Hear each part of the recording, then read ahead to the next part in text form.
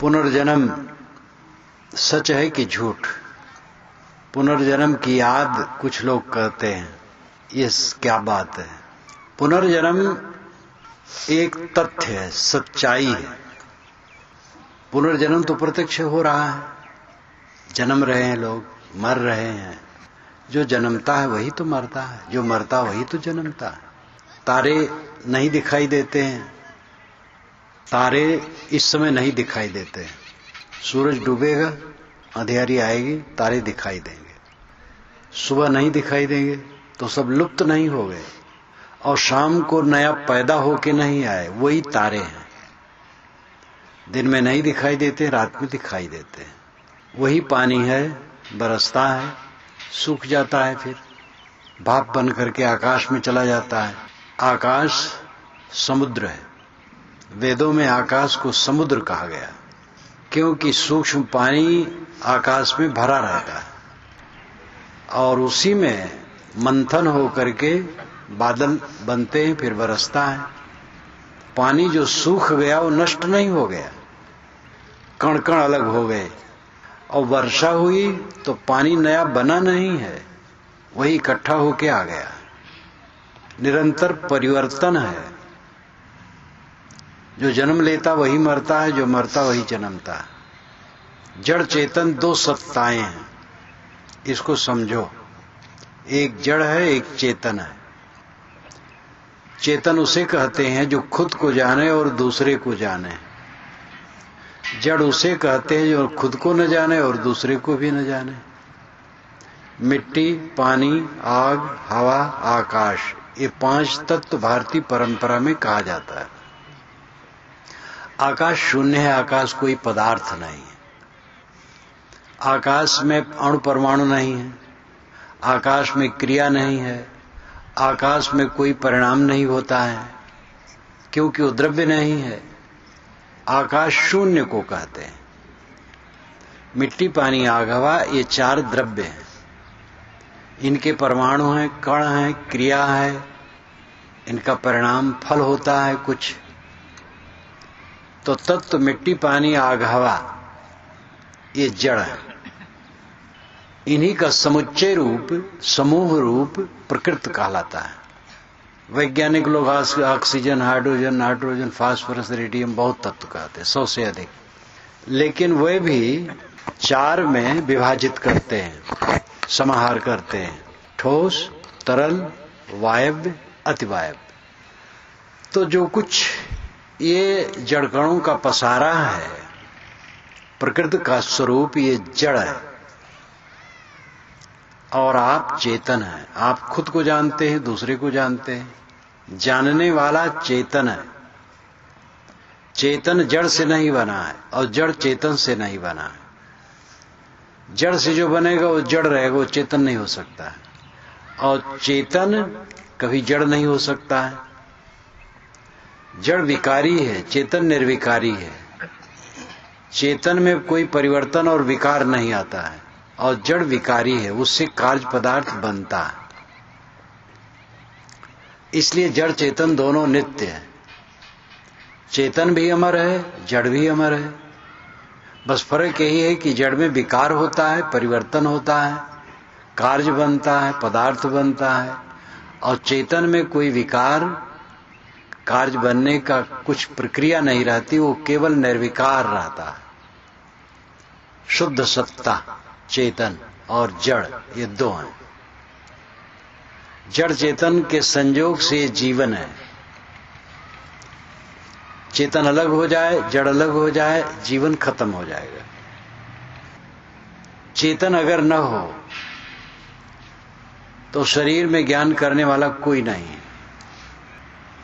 संस्कार जागृत अवस्था में आदमी देखकर, सुनकर, भोग कर संस्कार बनाता है। पीछे से यादगिरियां होती हैं और उन्हीं का संग्रह मन में होता है। जब वो सोता है, वो पूरी नींद नहीं आती है, तो उन्हीं संस्कारों में से कुछ विकृत रूप में सपना के रूप में आते हैं। और जब गाढ़ी नींद आ जाती है तब सपना नहीं होता है। तो जागृत अवस्था में ये चेतन सबको जानता है और काम करता है, सुख मानता है, दुख मानता है, अपना मानता है, पराया मानता है, हानि मानता है, लाभ मानता है, मान करके दुखी रहता है, क्योंकि उसे अपने स्वरूप का ज्ञान नहीं है कि मेरा इनका संबंध सच नहीं। सपने में जाता है, सपने में भी हानि लाभ मानता है, सुखी दुखी रहता है।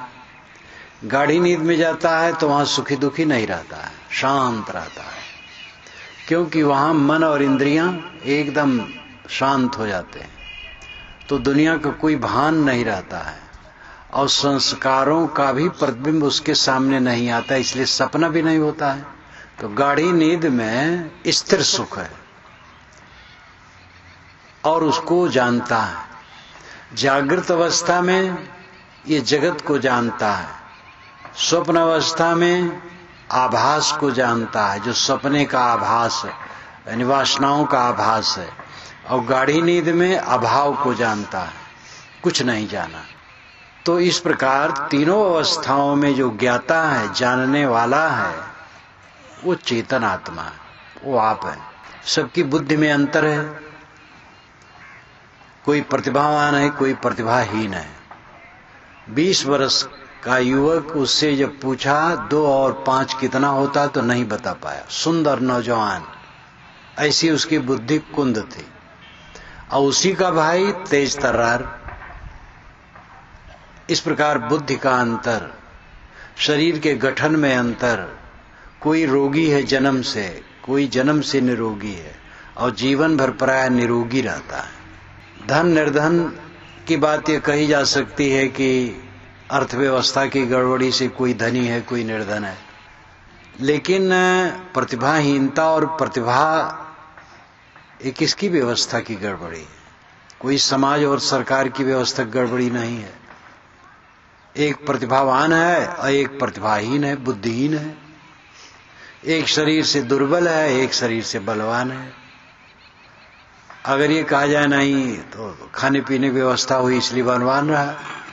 कितने अमीरों के घर में दुबले पतले रोगी पड़े हैं और कितनी झुग्गी झोपड़ियों में हट्टे कट्टे हैं। तो ये कर्मों का फल है, जो जन्म जन्मांतर में कर्मों के संस्कार चलते हैं। जो कुछ हम आज करते हैं उसका फल अभी ही नहीं मिल जाता, अभी मिलता, आगे भी मिलता है। कर्म जितने गहरे होते हैं फल उतने दूरगामी होते हैं। अगर हम हल्का सा किसी को कट कह दें तो कट उठ कहा जाता है जोश में, और जोश की अवस्था अपनी अवस्था नहीं रहती, एक शैतानियत रहती है, चाहे वो हल्की ही हो। और जब जोश हट गया तब ग्लानि होती है। लेकिन अगर ज्यादा कट कह दिया तो ज्यादा ग्लानि होगी, और मारा तो और ग्लानि होगी, और किसी की हत्या कर दी तब तो वो जीवन भर दिमाग से नहीं जाएगा और जन्मांतर में भी उसका कर्म फल जाएगा। कर्म जितना गहरा होता है फल उतना दूरगामी होता है। कुछ परंपरा के लोग मानते हैं कि पहली बार ये जन्म हुआ है, ईश्वर ने जन्मा दिया, झुग्गी झोपड़ी में जन्मा दिया, महल में जन्मा दिया, मूर्ख बना दिया, बुद्धिमान बना दिया। ईश्वर की इच्छा, इसमें समाधान नहीं है। ऐसा ईश्वर तो उन्मादी हो गया। जब कोई पाप नहीं किया था जीव, क्योंकि पहले कभी देह ही नहीं धरा था, देह पहली बार ये धरा है, तो उसने कोई पाप पुण्य किया ही नहीं, तो उसको ऊंच नीच क्यों बना दिया? इसलिए ईश्वर की ईश्वरता तो ये सही नहीं है। इसलिए जो कहते हैं कि अभी तक जन्म नहीं हुआ था जीव का, पहली बार ये जन्मा है, और जब मर जाएगा तो फिर नहीं जन्मेगा, खाली स्वर्ग नरक में चला जाएगा, तो उनका सिद्धांत सच नहीं, व्यवहारिक नहीं, विवेकपूर्ण नहीं, वैज्ञानिक नहीं। लेकिन जन्म जन्मांतर से जीव देह धरते छोड़ते आया है, तो जो उसे मिलता है सुख दुख उसके कर्मों का फल है, ये वैज्ञानिक है, तर्कपूर्ण है। जानवर की खाने से जीव आया है तो उसकी बुद्धि मंद रह सकती है, मनुष्य शरीर में वो पढ़ा लिखा और तेज तर्रार रहा और फिर से मनुष्य हुआ, स्वाभाविक उसकी बुद्धि ज्यादा रहेगी। तो इतनी ऊंच नीच स्थितियां हैं प्राणियों में, सुख दुख भोग हैं, हानि लाभ, रोग निरोग, दुर्बलता सबलता, ऊंच नीच स्थितियां, ये सब कर्मों के ही परिणाम हैं। 4 बच्चे किसी के हैं, बंटवारा कर दिया पिता ने, 2-2 लाख रुपए दे दिए। कुछ दिन में कोई 2 लाख का 4 कर लिया, 4 लाख, और कोई 2 लाख में ही रहा, और किसी का 2 लाख भी उड़ गया, फाके मस्त हो गया। तो ये अपना कर्म, बुद्धिमानी विवेक का व्यवहार जो किया वो धीरे धीरे कमा करके बढ़ा लिया, बेवकूफी किया वो घटा लिया। तो कर्म का परिणाम आज भी होता है और आगे भी होता है। चैतन्य सृष्टि पुनर्जन्म माने बिना इसका समाधान कोई नहीं कर सकता, और जन्म तो हो रहा है, देख रहे हो। जैसे कल्पना ये करो कि एक जगह 10,000 टन मिट्टी पड़ी है और उसमें हजारों घड़े बन रहे हैं और टूट रहे हैं, तो मिट्टी का पुनर्जन्म घड़े के रूप में हो रहा है, बन रहे हैं टूट रहे हैं, बन रहे हैं टूट रहे हैं। अगर कोई कहे हम आत्मा नहीं मानते, कोई बात नहीं, जो ये सत्ता है संसार, इसी में से तो लोगों का शरीर खड़ा हो रहा और टूट करके सिम गिर रहा है, तो पुनर्जन्म तो हो रहा है, सत्ता का पुनर्जन्म हो रहा है। लेकिन थोड़ी सूक्ष्मता से विचार करें तो सत्ता का भेद क्या है? सत्ता यानी होना, तो जो कुछ है उसमें 2 भेद है, एक जड़ एक चेतन, ये साफ है। चेतन जो जानता है, जड़ जो नहीं जानता है। मिट्टी पानी आग हवा ये कुछ नहीं जानते हैं। बाढ़ आवे और गांव को बहाने लगे और वरुण देवता की आप प्रार्थना करो, कोई फर्क नहीं पड़ेगा, बहा ले जाएगा। जोर से आंधी आवे, पवन देवता की आराधना करो, कोई मतलब नहीं, वो वस्तुओं को उखाड़ फेंकेगा। आग लग जाए कहीं और अग्नि देवता की पूजा करो, हे अग्नि देवता शांत हो जाओ, कोई मतलब नहीं होगा। पानी डालो, धूल डालो, क्योंकि वो जड़ है, उनको कोई ज्ञान नहीं। मिट्टी जड़ है, आग जड़ है, पानी जड़ है, हवा जड़ है, चेतनाहीन है। इसलिए आग की उपासना करने की जरूरत नहीं है। आग की उपासना का अर्थ है ठंडी लगे तो आग के निकट बैठो, यही उपासना है। उपनाम निकट, आसना नाम बैठना, जिससे ठंडी दूर हो जाए। गर्मी लगे पानी के निकट जाओ, यही उसकी उपासना है। अब प्रार्थना करो आग की, जहां बैठे रहो वहीं आग की प्रार्थना करो कि हमें बड़ी ठंडी लगी, हे अग्नि देवता हमारे शरीर को गर्म कर दो, कुछ नहीं कर पाए। तो जड़ है मिट्टी पानी आग हवा, ये जड़ तत्व, और इनको जानने वाला चेतन आत्मा ज्ञान स्वरूप है, वो आप है। आपकी अमरता का लक्षण इसी जीवन में देख लो। आप शिशुपन में थे, बचपन में थे, तरुणाई में थे, जवानी में थे, बुढ़ापा में हैं, जीवन भर अपने आप का अनुभव होता है कि मैं हूं। अगर आप जड़ तत्वों से बने होते तो बदल गए होते। वैज्ञानिक कहते हैं कि 7 वर्ष में शरीर के कण बदल जाते पूरा पूरा। अगर 21 वर्ष का जवान है तो उसके शरीर के सारे कण 3 बार बदल चुके। अगर आत्मा जड़ कणों का बना होता तो 7 वर्ष के बाद की बात याद नहीं रहती। लेकिन कोई 90 वर्ष का बूढ़ा है, 80 वर्ष पुरानी बातें याद करता है। तो जो संस्कारों का धारक है वो कौन है?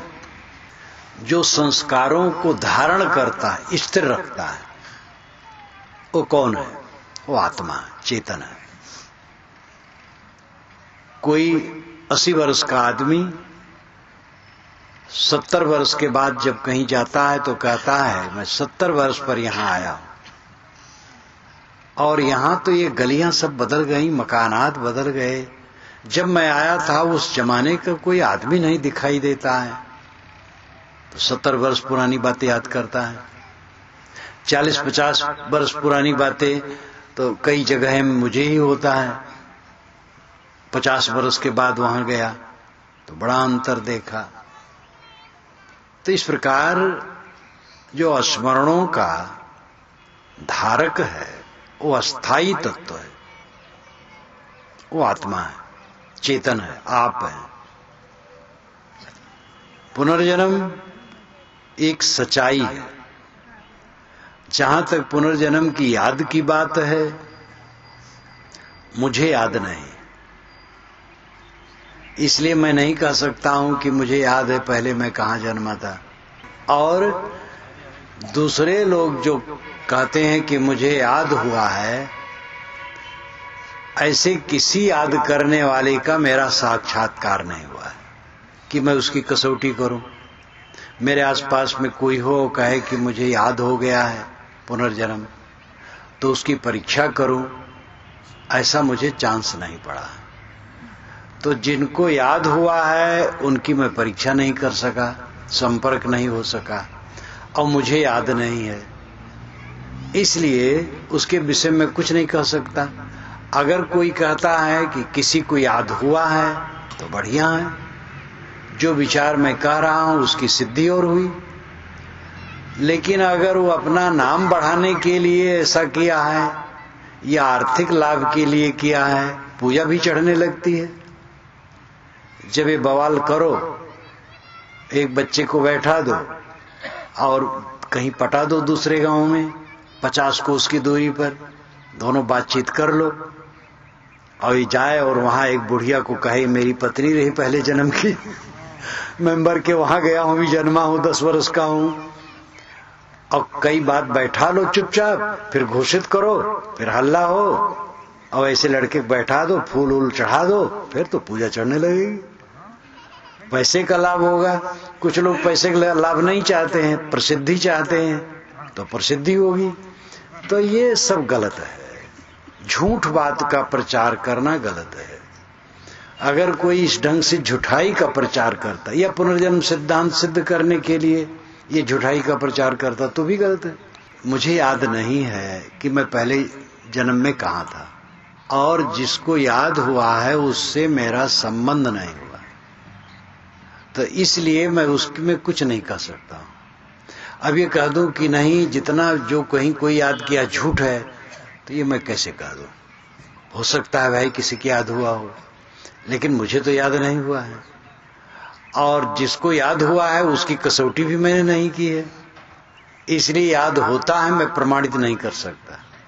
और किसी को याद हुआ है तो वो जाने, उसके विषय में मुझे कोई परेशानी नहीं है। जहां तक मूल बात है पुनर्जन्म सिद्धांत, वो तथ्य है, सत्य है, जो आज है मिट नहीं जाएगा। जो नहीं रहा वो कहां से आ गया? आप नहीं थे तो आ कहां से गए? थे तब आ गए, हैं तो मिटेंगे नहीं। ये तो संयोग वियोग खाली होता है। बनना मिटना जो कहलाता है, जुड़ जाना और हट जाना है। कण कण जुड़ गए, बस निर्माण हो गया, कण कण हट गए, बस विनाश हो गया। न कुछ विनाश हुआ, न कुछ निर्मित हुआ। मूल पदार्थ जड़ चेतन न बनता है न मिटता है, संयोग वियोग होता है। पुनर्जन्म एक संयोग वियोग है। पुनर्जन्म सिद्धांत तथ्यपूर्ण है। भारतीय परंपरा में वेद सबसे पुराना ग्रंथ है। भारतीय परंपरा में वो है, लेकिन वो विश्व की पुरानी पुस्तक है। ऋग्वेद काल की कोई पुस्तक दुनिया में नहीं है। ऋग्वेद सबसे पुराना है। उसमें भी पुनर्जन्म के बीज हैं, पुनर्जन्म के विषय में संकेत है। उसके पश्चात वैदिक साहित्य उसमें है। फिर आगे बौद्ध जैन ने खूब कहा है पुनर्जन्म पर, और हिंदू परंपरा में भी खूब विस्तार से कहा गया। कुरान वाले पुनर्जन्म नहीं मानते हैं, लेकिन कुरान में पुनर्जन्म के बीज हैं। कुरान में लिखा है कि ईश्वर जिन पर नाखुश हुआ उनमें से कुछ को सूअर और कुछ को बंदर बना दिया। तो नाखुश किस पर हुआ जा सकता है? जो देहधारी हो, गलती करे। तो इसका मतलब कुछ जीव थे जो देहधारी थे, उन्होंने गलती की तो ईश्वर नाखुश हुआ, तो उनको सूअर बंदर बना दिया, तो पुनर्जन्म तो सिद्ध हो गया। हम जो सब जहां बारहा रोईदम हफ्त सद हफ्तात कालिब दीदम, ये रूमी साहब ने कहा। ईरान के संत थे, वह संत भी थे और विद्वान भी थे। रूमी साहब बहुत प्रसिद्ध हैं। तो उन्होंने कहा हफ्त सद हफ्तात कालिब दीदम हम जो सब्जा बारहा रोईदम, हम सब्जा घास फूस बारहा बारंबार पक्का रोईद उत्पन्न हुए हैं। रोईद फारसी में रोईद, और वेद में रोहित कहा गया उदय होने को। हफ्त सद हफ्ताद, हफ्त कहते हैं 7 को, सद कहते हैं 100 को, तो 700, और हफ्ताद नाम 70, 770 बार देह धर चुके।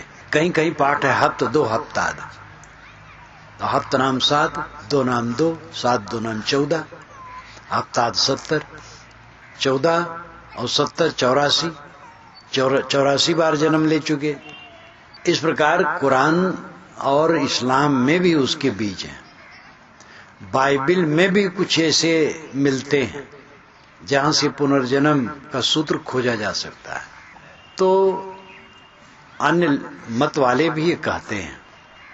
आइंस्टीन वैज्ञानिक थे, वह हिंदू तो नहीं थे, लेकिन उन्होंने कहा अगर भगवान मुझे जन्म दे तो मुझे फिर से वैज्ञानिक न बनावे। वो अपने विज्ञान से घबरा गए थे। सीधा साधा आदमी रहूं, झंझट में न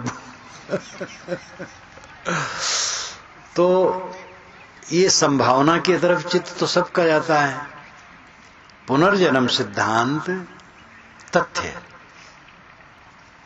याद के विषय मैंने बता दिया अपना अनुभव कि मुझे याद नहीं है, और जिसको याद हुआ है उसकी मैंने कसौटी नहीं की है, परस्पर नहीं हुआ है, तो उसके विषय में कुछ नहीं कह सकता।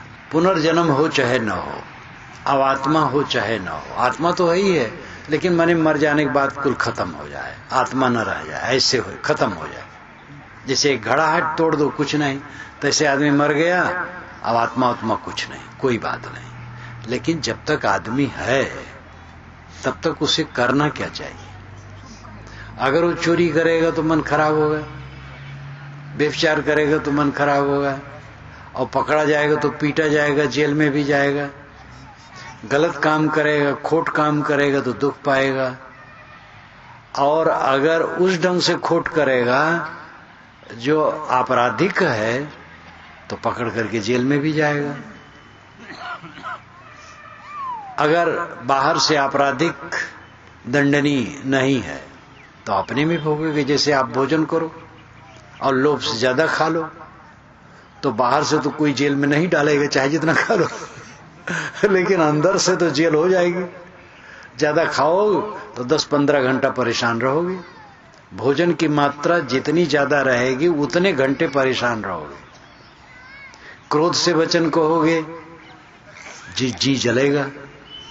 प्रेम से वचन कहोगे, जी प्रसन्न रहेगा। इसलिए कर्म फल भोग तो सामने है, चाहे कोई पुनर्जन्म माने और आत्मा माने चाहे न माने। इस जीवन में सुख से सब रहना चाहते हैं। जो धन कमाते हैं, लोग ज्यादा धन कमाते हैं, धन तो सभी कमाते हैं लेकिन सबके तो ज्यादा नहीं होता है। ज्यादा धन या कम धन कमाते हैं तो किस लिए कमाते हैं? शरीर जब तक है सुख से रहें, घर मकान अन्न पानी रुपया पैसा कपड़ा लत्ता सब कुछ ठीक ठाक रहे, इसलिए हम लोग कमाते हैं। और ये जानते हैं कि जहां मरे तहां सब छुटा। अंबानी का नाम आप लोग जानते हैं, जिसने बहुत मोबाइल फैलाया, लेकिन बेचारा जाते समय एक मोबाइल साथ नहीं ले जा सका। तो ये दुनिया का ऐश्वर्य यही सब का रह जाता है, ये सब जानते हैं, लेकिन जीवन भर सुखी रहने के लिए कमाते हैं। तो जीवन भर मुक्त रहने के लिए मुक्ति का काम करो तो क्या बुरा है? अगर कहो मर जाने के बाद हम कुछ नहीं मानते, कोई बात नहीं, लेकिन जीवन भर मुक्ति का आनंद लेने के लिए अगर मुक्ति का काम करो तो क्या बुरा है? क्रोध जब आता है, आप सोचो, तो क्रोध आता है तो खून खौलता है, दिमाग उलझता है और चित्त एकदम नरक हो जाता है। काम आता है तो काम वासना भी उसको उलझ गया। एक स्त्री या पुरुष कोई भी है, बैठा अपने आप में संतुष्ट है, काम वासना आई और दिमाग से नहीं हटाया तो खलबला गया। अब खलबला गया तो दूसरा चाहिए, स्त्री है तो पुरुष चाहिए, पुरुष है तो स्त्री चाहिए। अब गरीब तो हो गया, सुखी कहां होगा? अब दूसरे की जरूरत है, और दूसरा सबको मिलने वाला नहीं है और सब समय मिलने वाला नहीं है, तो इसलिए परेशानी। और मिला तो पाया क्या? उलझा, उत्तेजित हुआ, क्षीण हुआ, मलिन हुआ, अपनी बेवकूफी का अनुभव किया। क्या पाया? जो बड़ा सुख माना है, दुनिया में सबसे बड़ा सुख इसी को माना है, और भे भे करके उसमें मरना और कुछ रखा नहीं है। इससे अगर चित्त निवृत्त कर लो, अलग हो जाओ, विचार से रहो, ये गंदगी में न पड़ो, तो जीवन में मुक्ति। लोभ है, लोभ करके चीज बढ़ती नहीं है। लोभ त्याग करके रहने में चित्त शांत रहता है। किसी की ईर्ष्या करने से उसका घट नहीं जाएगा। हम ईर्ष्या करें किसी की तो उसका घटेगा नहीं, हमारा जी भर जलेगा। क्यों ईर्ष्या करें? इन सब विचारों से काम, क्रोध, लोभ, मोह, ईर्ष्या, छल कपट, ये सब चित्त से निकाल करके रहें तो आनंद से जिएंगे, मुक्त में जिएंगे। हमारे मन में तनाव ना हो, खिंचाव ना हो, किसी तरफ उद्वेग ना हो, शांत, सदैव शांत, तृप्त, परमानंद, परम प्रसन्न, ये मुक्ति है। कहीं लगाव नहीं, कहीं खिंचाव नहीं, कहीं उद्वेग नहीं, कोई दुख नहीं, कोई पीड़ा नहीं। सोते जागते, चलते फिरते हर समय चित्त आनंद कंद है, यही मोक्ष है। और जीवन भर इसी अनुभव को ग्रहण करने के लिए, इसी में आनंदित रहने के लिए मुक्ति का काम किया जाए तो क्या बुरा है? बहुत बढ़िया है। जब जीवन भर धन से सुख पाने के लिए लोग धन कमाते हैं, वो जानते हैं जहां मरे तहां धन गया, फिर भी कितना कमाते हैं लोग। तो अगर मरने के बाद मुक्ति गति नहीं है तो जीते जीते तो है, तो जीते जीते मुक्ति में रहने के लिए हम मुक्ति काम क्यों न करें? और अगर कहीं मरने के बाद भी मुक्ति होगी तो भी हो जाएगी, और जो करेंगे नहीं तो मरने के बाद भी फिर रगड़ें, दुखी रहें। इसलिए मुक्ति का काम सबको करना चाहिए और कर्म सुधार सबको करना चाहिए। वैसे देह से भिन्न आत्मा है, ये परम सत्यता है। दो वैज्ञानिकों से मेरा संपर्क हुआ था, अलग अलग समय में, अलग अलग क्षेत्र में। दोनों से मैंने कहा था कि क्या जड़ तत्वों में चेतना है, तो कहे नहीं है।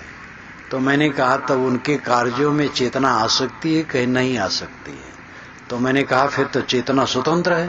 कहे हाँ स्वतंत्र है। तो हम कहे बस इसी को समझना है आप लोगों को। कहे हम लोग समझ नहीं पाते हैं। तो मैंने कहा आप सड़से से आत्मा को पकड़ना चाहते हैं, तो सड़से से वो पकड़ने की चीज नहीं है, विवेक करो। तो आत्म अस्तित्व में कोई संदेह नहीं, आप हैं, आप जानते हैं, मानते हैं, करते हैं, सुख दुख भोगते हैं। शरीर की कितनी अवस्थाएं बदल गई, आप वही हैं। आत्म अस्तित्व निर्विवाद है, पानी का स्रोत है, तेल का स्रोत है जमीन में, रत्नों की खान है, पत्थर की खान है, कोयले की खान है। ज्ञान की खान या स्रोत कहीं है? वो मनुष्य, ये चेतन आत्मा है। सारा ज्ञान विज्ञान इसी का विकास है। सारे भगवान सारे देवता की कल्पना इसी की है। चंद्रलोक में वैज्ञानिक गए, वहां एक देवता नहीं मिला, क्योंकि देवता बनाने वाला मनुष्य नहीं था। वहां मनुष्य होता तो कहीं एक पत्थर रंग देता तो बस देवता बन गया होता। देखो, जब कहीं सड़क के किनारे कब्जा करना हो तो आगे शिवलिंगी या हनुमान जी को बैठा दो और पीछे दुकान लगा लो, फिर कोई हटा नहीं पाएगा। चाहे प्रधानमंत्री आ जाए, क्योंकि हटाएगा तो धर्म में दखल किया जा रहा है। धर्म को लेकर के खूब शोषण चल रहा है। भगवान को लेके, धर्म को लेके, महात्मा को लेके खूब शोषण चल रहा है। जयपुर से जब मैं निकला तो कई पोस्टर में छपा था, श्री राम सेतु बचाओ। श्री राम का सेतु कब बना और बचाने की चिंता राजनेताओं को आज हो गई है। तो ये सब धर्म के नाम पर ये लोग राजनीति करते हैं, वर्गलाते हैं लोगों को, भटकाते हैं। धर्म कह दो, भगवान कह दो और भटकाओ समाज को। ये सब आदमी करता है, ये चेतन ही करता है, जड़ नहीं कर सकता। उल्टा करता है, सीधा करता है। जो करने वाला है, जानने वाला है, उल्टा भी जानेगा, सीधा भी जानेगा। उल्टा भी करेगा, सीधा भी करेगा। उल्टा करेगा दुख पाएगा, सीधा करेगा सुख पाएगा। आप आत्मा हैं, आपको सुख दुख का अनुभव होता है, हानि लाभ का ज्ञान होता है, और हर जीव को केवल सुख प्रिय है, दुख किसी को प्रिय नहीं। पत्नी को लोग चाहते हैं अपने सुख के लिए, पत्नी के लिए पत्नी को कोई नहीं चाहता है। ऐसे लोग हैं जो अपनी पत्नी से बड़ा प्रेम से कहेंगे कि तुम न रहो तो मैं मर जाऊंगा, तुम्हारे बिना मेरा जीवन बेकार हो जाएगा। लेकिन अगर पत्नी बीमार पड़ जाए और खाट में पड़ जाए, डॉक्टर ने कह दिया कि तुम्हारी पत्नी अब उठ बैठ नहीं पाएगी, इसको तुम्ही को उठाना बैठाना पड़ेगा, खिलाना पड़ेगा, सब कुछ करवाना पड़ेगा जीवन भर, तो पुरुष यही चाहेगा कि इसको भगवान बुला ले तो अच्छा।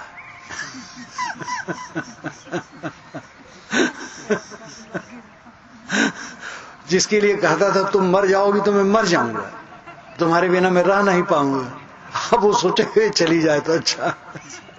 ऐसे पुरुष की बात है। अगर पुरुष ऐसा हो जाए तो स्त्री भी चाहेगी आखिर रह करके क्या करेगा, अपना तो दुखी रहेगा, हमें भी उसमें फंसाए रहेगा, परेशान करेगा, तो चला जाए तो अच्छा है। कोई भी हो, दूसरे को कोई नहीं चाहता, सब आत्मा के लिए चाहते हैं।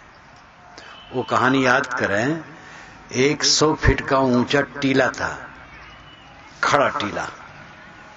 यहां तो बहुत होता, देखो पर्वत खड़ा है, वहां पर तो किला बना हुआ है, तो टीला ऊंचा था। एक नौजवान मनोरंजन में चढ़ गया 100 फीट ऊंचा, लेकिन उतरने में उसको शंका लगी कि उतरना बड़ा मुश्किल है और गिरूंगा तो मर जाऊंगा। जब आदमी घबराता है तब भगवान भवानी मनाता है।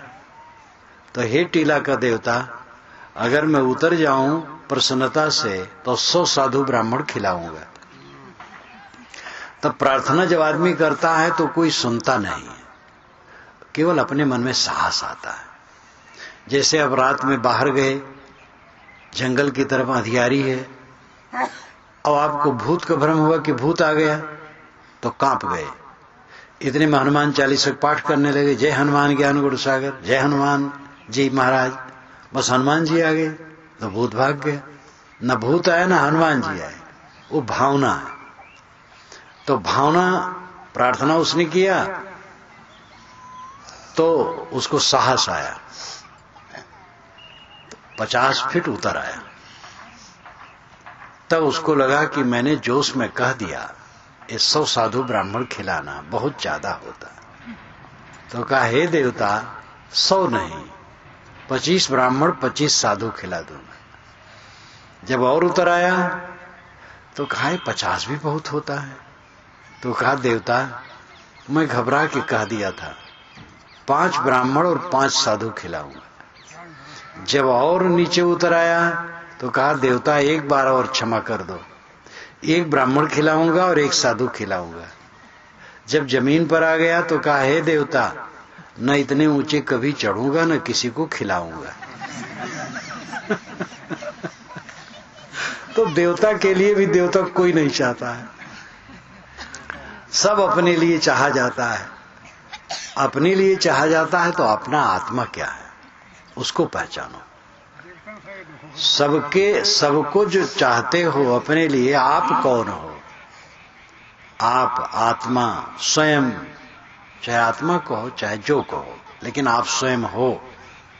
अपने लिए आप सब कुछ चाहते हो, अपने को समझो। इस संसार में आकर के ये जरूरी है कि कुछ किया जाए, क्योंकि खाना पीना है, कपड़ा लत्ता है, घर द्वार है, और दूसरे मनुष्य हमारे सहायक हैं, इसलिए दूसरे की भी सेवा करना है। तो सबको मेहनत करना चाहिए, कुछ कमाना चाहिए। अपनी अपनी श्रेणी के अनुसार कोई व्यापार करता है, कोई राजनीति करता है, राजनीति की भी जरूरत है। अब राजनीति करके लोग बदमाशी करें, धर्म के नाम पर बदमाशी करें तो गलत है। धर्म का जरूरी है, धर्म उपदेश करने वाले हों, अच्छे विचार बताने वाले हों, व्यापारी हों, कलाकार हों।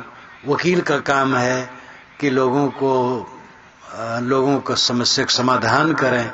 अभी अलग बात है कि वकील मुकदमा झुलाए रखता है और मौकिलों से पैसा सोखता रहता है, तो अब ये गलत करता है।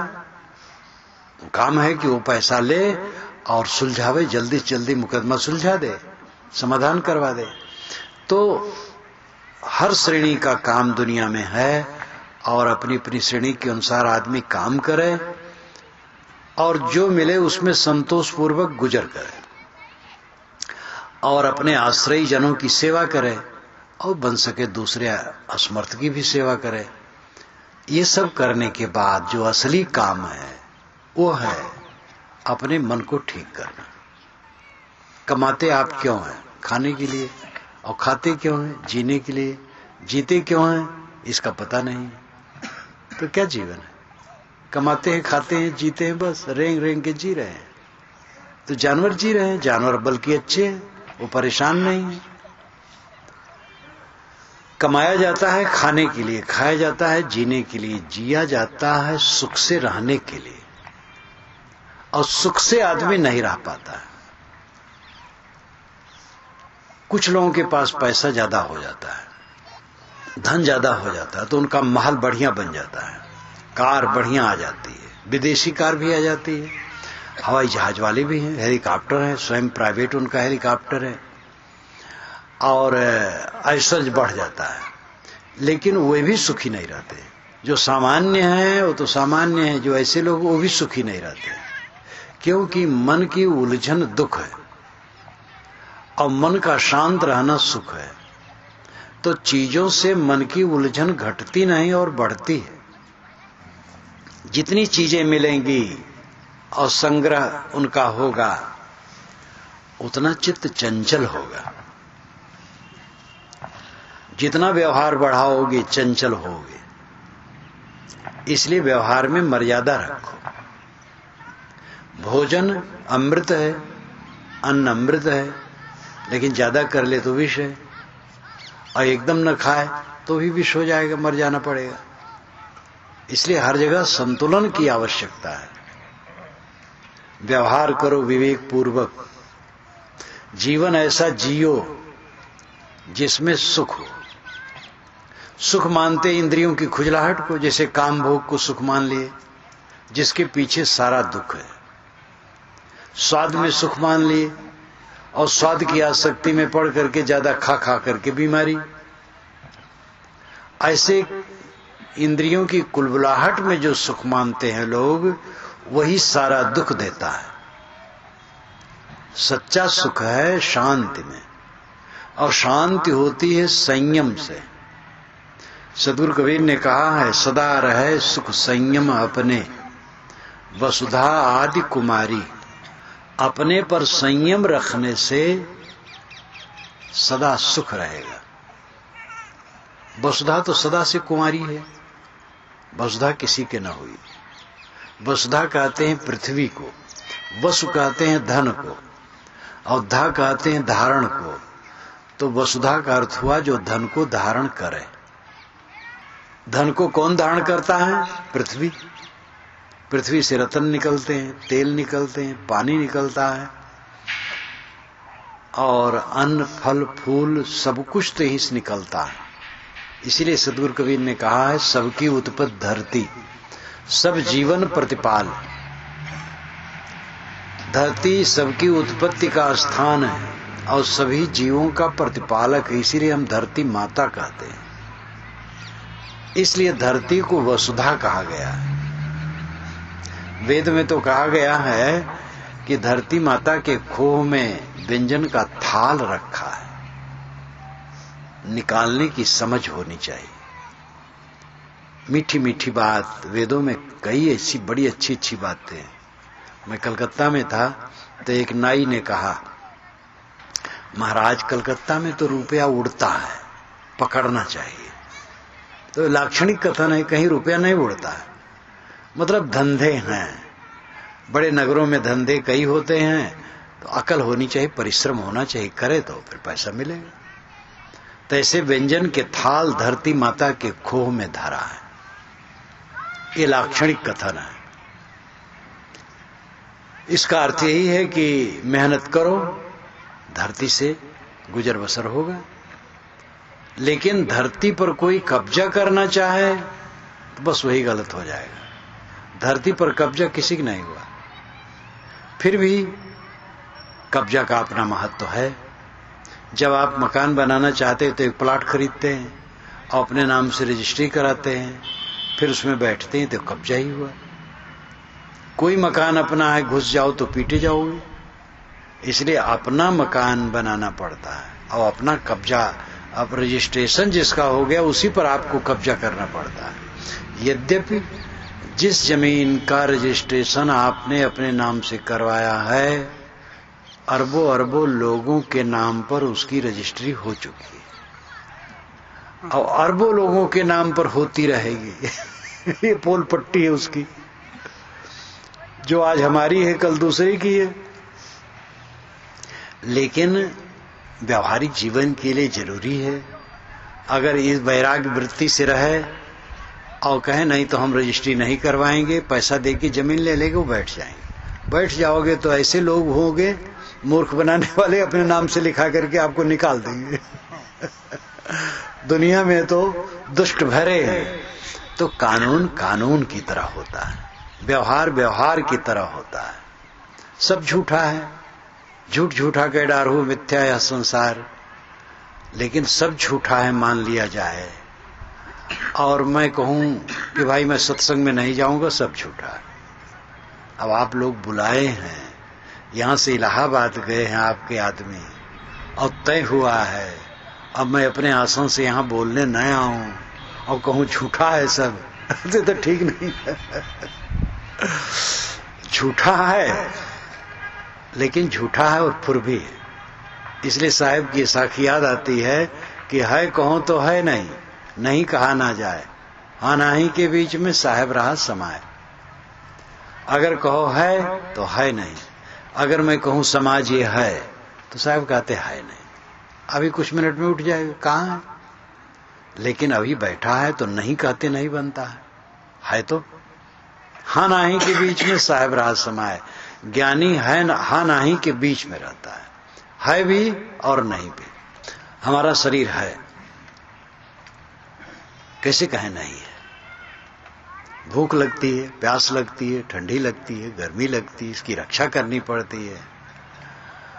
नहीं है, हमारे साथी लोग कहें साहब आप तो कहे थे शरीर नहीं है इसलिए भोजन नहीं बना है, तो हम परेशान हो जाएंगे। जरूरी है भोजन की, है कब तक है ये निश्चित है कि कुछ दिन में यह नहीं रहेगा, चाहे अभी न रहे, चाहे कुछ दिन में, चाहे कुछ सप्ताह में, चाहे कुछ वर्ष में।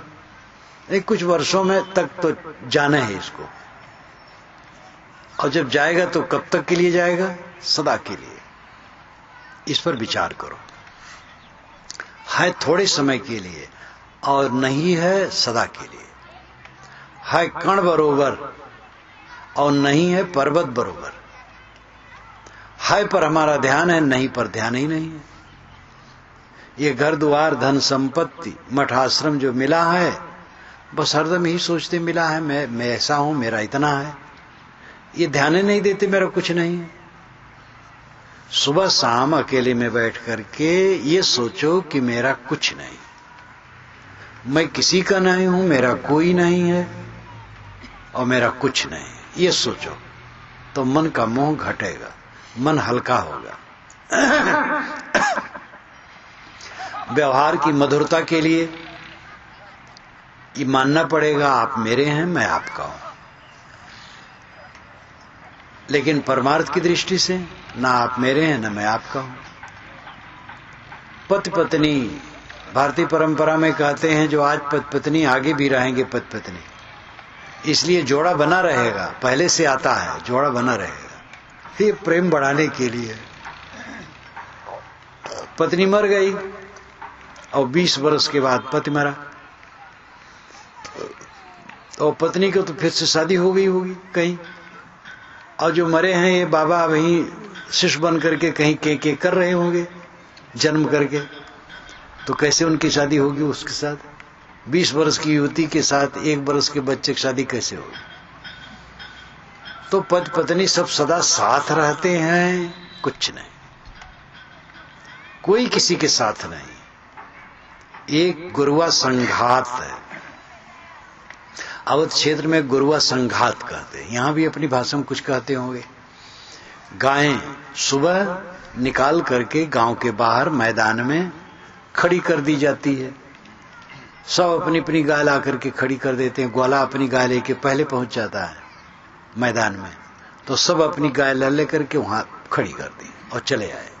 अब ग्वाले की जिम्मेदारी है वो दिन भर चरावे, शाम को लाएगा, हाँक देगा गांव में, सारी गायें अपने अपने घर में चली जाएंगी। तो गुरुआ संघात, गायें इकट्ठी हो गई और बिखर गई, वैसे मनुष्य इकट्ठे हो गए और बिखर गए। एक वृक्ष डाले घनी पंछी बैठे आए, ई पाटी पीरी भई उड़ उड़ 14 जाए।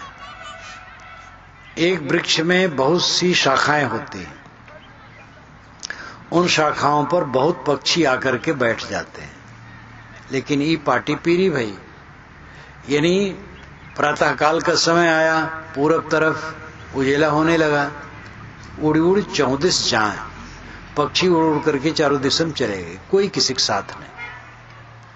ऐसे जितना संबंध है परिवार का, समाज का, पार्टी का, संस्था का, कंपनी का, कोई भी संघात, कोई भी संबंध है, वो स्थिर कहां, सब क्षणिक है, सारा संबंध क्षणिक है।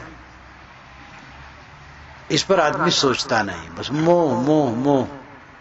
जो इकट्ठे हो गए लगता है ऐसे रोज रहेंगे, और इसलिए जब कोई नहीं रहा तो चिल्ला चिल्ला करके रोते हैं बिला वजह। रोने से कोई जी जाए तो रोया जाए। एक स्त्री का पति मर गया तो मिली, तो वो बातचीत करने लगी उसके विषय में, बस भावुक होने लगी, रोने की तैयारी में हो गई। मैंने कहा देखो रोना नहीं, अगर वो लौट आए तो हम भी रुला लें और लौटने वाले नहीं तो रो के क्या करोगी? तो मुस्कुराने लगी। आदमी तो सीख देते नहीं, अच्छी गलत सीख देते हैं। किसी का बच्चा मर गया तो गांव की स्त्रियां पहुंच जाएंगी, उनके साथ वो भी रोएंगी, रो करके बात शुरू करेंगी, कहेंगे क्या कहें, अरे देखो दुनिया में कोई किसी की नहीं, रोने से क्या होगा। लेकिन बच्चे की आंखें इतनी बड़ी बड़ी थी, बस जैसे कहा फिर रोना शुरू और ज्यादा जोर से, तब फिर कहेंगे अरे रोने से कुछ होगा, भगवान बुला लिए, भगवान को प्यारा हो गया। लेकिन वो बोलता था टाए टाए बस फिर रोना शुरू तो उधर समझाएंगी और उधर उसकी बड़ाई करेंगे, दोनों प्रकार उलझाएंगे। गड़बड़ मास्टर सब ये गड़बड़ मास्टर हैं जो गलत उपदेश देते हैं। तो संसार छूटने वाला है, ये छूटने वाले की बात लोग नहीं याद करते। संत जन यही बताते हैं। कबीर साहब तो बारंबार राम और मौत ये दो की याद ज्यादा कराते हैं। कहें कबीर सारी दुनिया बिनसे रहे राम अविनाशी हो। आपकी सारी दुनिया बिनसेगी लेकिन राम अविनाशी हो नहीं बिनसेगा। बिनसने वाली चीज कौन है? जो निर्मित है, जो बना है, जो पदार्थ बना है वो बिगड़ेगा, और जो दिखाई देता है सब बना है। यद दृष्टम तन्नष्टम, जो दिखाई देता है वो बदल जाएगा। निर्मित वस्तुएं निरंतर बदलती हैं और इनको जो देखता और जानता है वो कभी नहीं बदलता है। वो आत्मा है, स्थिर, सदा अजर अमर अखंड निर्विकार निर्मल। ये जब साधक साधना करता है, उस समाधि में पहुंचता है, तब इसका अनुभव होता है। बुद्धि से, सत्संग से, बुद्धि से इसका निश्चय होता है और समाधि से अनुभव होता है। जब चित्त एकदम शांत हो जाता है तब अपने निर्विकार आत्मा का सच्चा बोध होता है, और सच्चा सुख उसी में है। मन में द्वंद्व न रहना। दुनिया की वस्तुएं मेहनत करने पर मिलती हैं, इसी प्रकार शांति में भी मेहनत की जरूरत है। किसी दिशा में बिना परिश्रम के सफलता नहीं होती है। आदमी इतना उल्टा सोच रखा है, जिसकी आवश्यकता न है उसी में वो काम करता चला जाता है। गुजर बसर जितने से हो सकता है उतना तो काम करना जरूरी है। अब और उसमें अपने को उलझाए रखना गलत है। समय निकाल करके अपने मन को शोधना चाहिए, तन को शोधना चाहिए। दोपहर में, शाम को, सुबह अकेले में बैठो, ज्ञान के ग्रंथ पढ़ो, या अपने आप पर सोचो कि मेरे में जो बुराइयां पहले थीं उतनी ही हैं कि घटी हैं। सद्गुण बढ़े हैं, बुराइयां घटी हैं, तो जीवन सफल है। अगर ये नहीं है, दुर्गुण वैसे हैं, वैसे झां झां कर रहे हो, क्रोध में पढ़ करके उल्टा पलटा बोल रहे हो, वैसे लोभ, वैसे लोलुपता, वैसे लंपटता, तो ये जीवन सफल नहीं है। दुर्गुण निरंतर घटें, सद्गुण बढ़ें। कोई व्यापार सफल कब माना जाता है? जब धन बढ़े। 1 लाख रुपया लेकर के कोई व्यापार शुरू किया, 4 महीने में उसके पास 80,000 रह गए, 8 महीने में 40,000 रह गए, साल भर में 20,000 रह गए, दिवाला पिटता चला गया, तो कौन सा व्यापार है?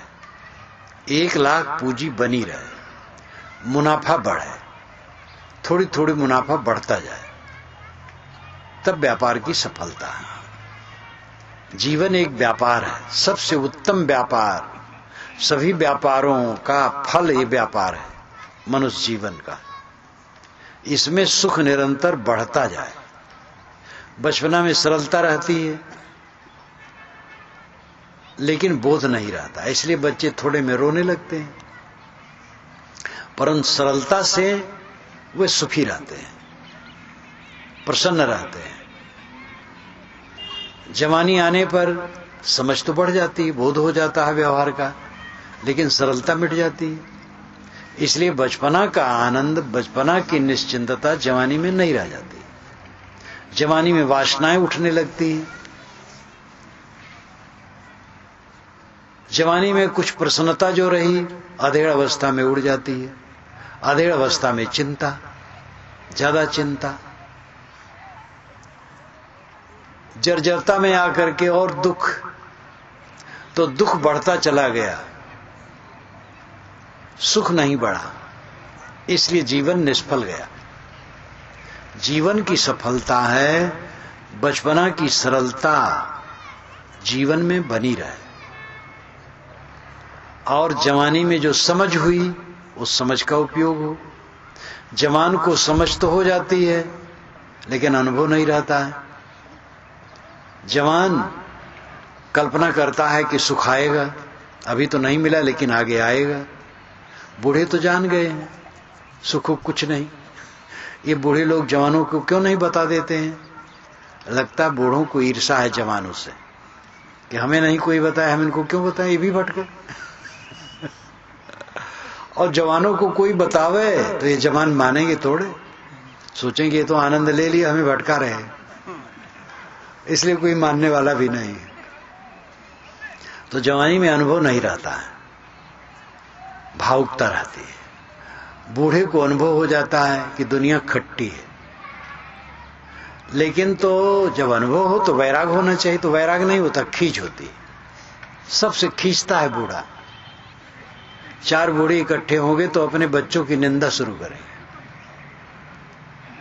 आपस में मिलेंगे, कहो भैया राम राम राम राम, कुशल मंगल। क्या कुशल, लड़का कहा नहीं मानता। दूसरा कहेगा यार तुम्हारा लड़का तो तुमसे बात भी कर लेता है, भले कहा न माने, मेरा लड़का तो मेरे पास बैठता ही नहीं है।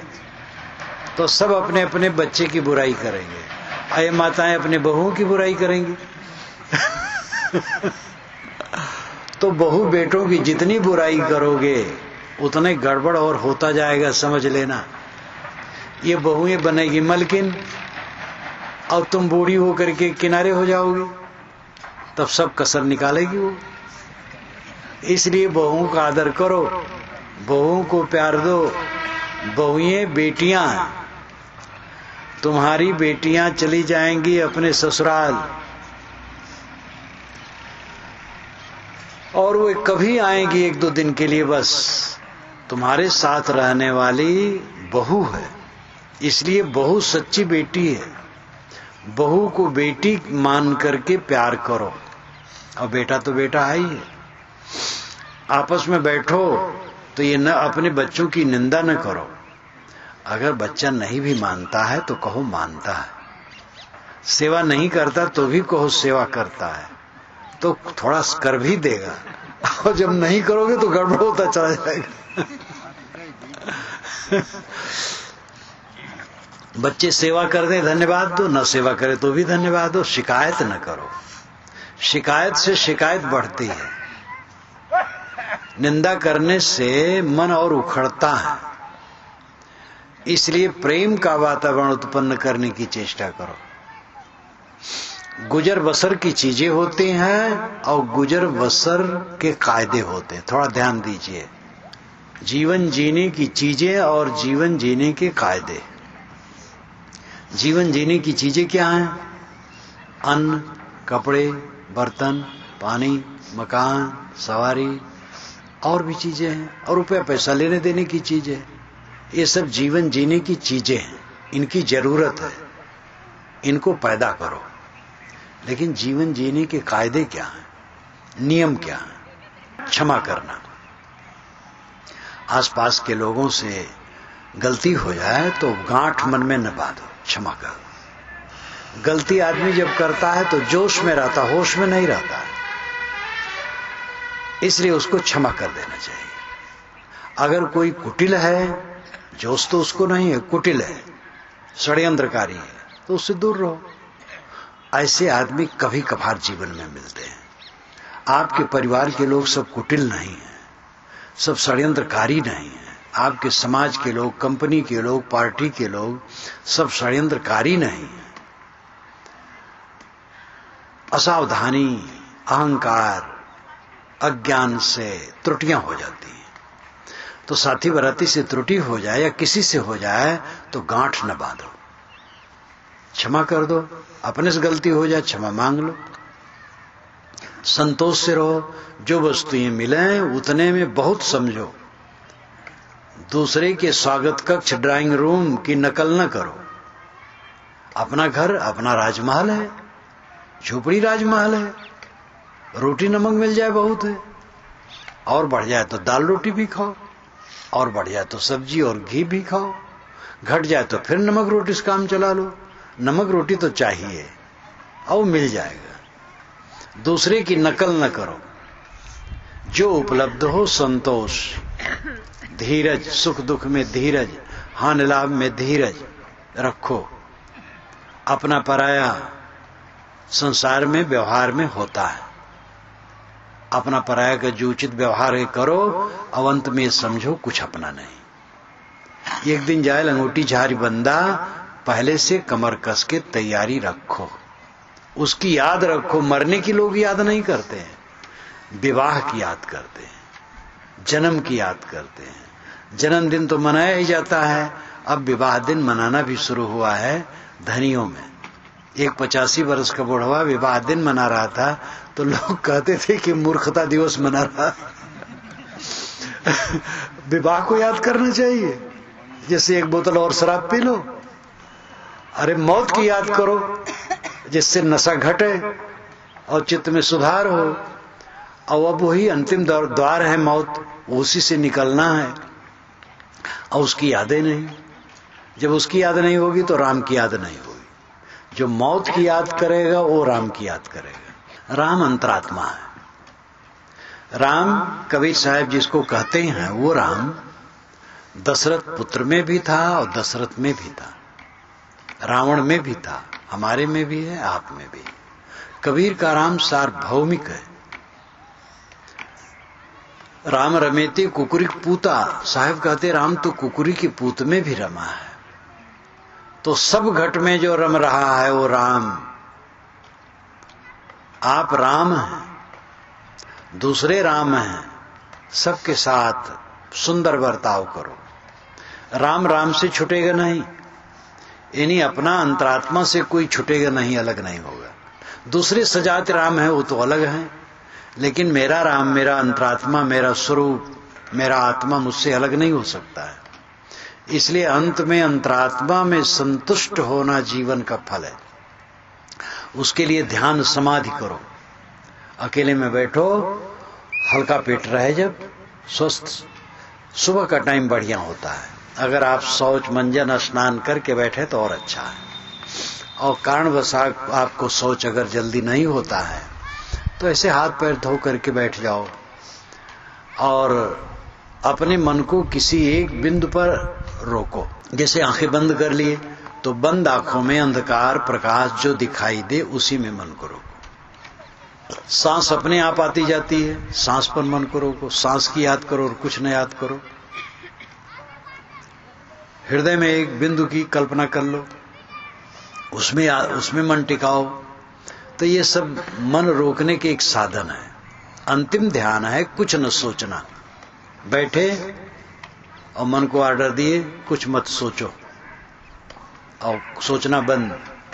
ये निर्विकल्प समाधि, ये बहुत ऊंचा है। बहुत ऊंचा क्या, अंतिम ऊंचाई है। और ये वैराग्य और अभ्यास से बढ़ेगा। जब वैराग्य होगा मन में और अभ्यास होगा तब ये दशा आएगी। और सामान्य वैराग से भी नहीं आएगा, उत्कट वैराग, पूर्ण वैराग। वैराग का अर्थ कपड़ा और आश्रम बदलना नहीं। वैराग का मतलब है मन का निर्मोह होना।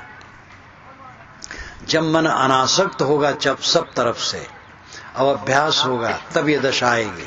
संकल्प शांत हो जाएंगे। जब सब संकल्प शांत हो गया तो आत्मा अपने आप शेष रह गया। जैसे आप लोग हैं, सब उठ के चले जाएं तो मैं अकेला रह गया। शेष, शेष का मतलब बचा हुआ। इसी को अरबी में बका कहते हैं। बका, सूफी संत कहते बका, शेष।